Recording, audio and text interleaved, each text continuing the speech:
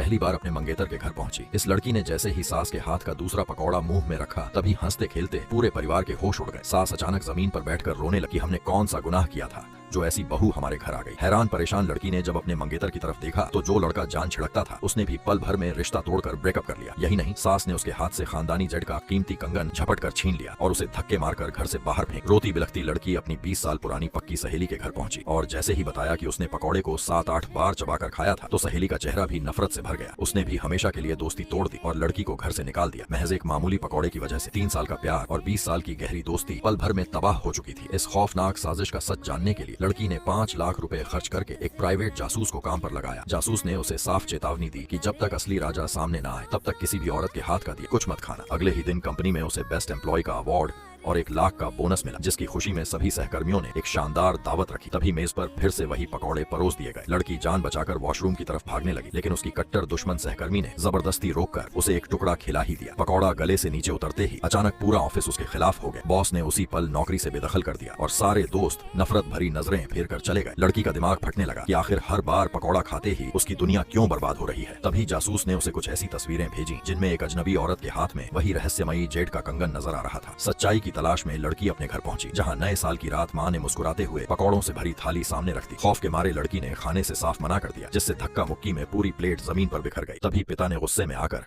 अपनी ही बेटी के गाल पर एक जोरदार थप्पड़ जड़ दिया। रोते हुए जैसे ही लड़की की नजर अपनी सगी बहन की कलाई पर पड़ी तो उसके पैरों तले जमीन खिसक गई, क्योंकि बहन के हाथ में भी वही खौफनाक जेड का कंगन मौजूद था। अब वो समझ चुकी थी कि अपनों ने ही उसके खिलाफ मौत का जाल बिछाया है। उसने मेज से धारदार चाकू उठाया और अपनी बहन की तरफ बढ़ गई। आगे क्या हुआ जानने के लिए लाइक सब्सक्राइब करें।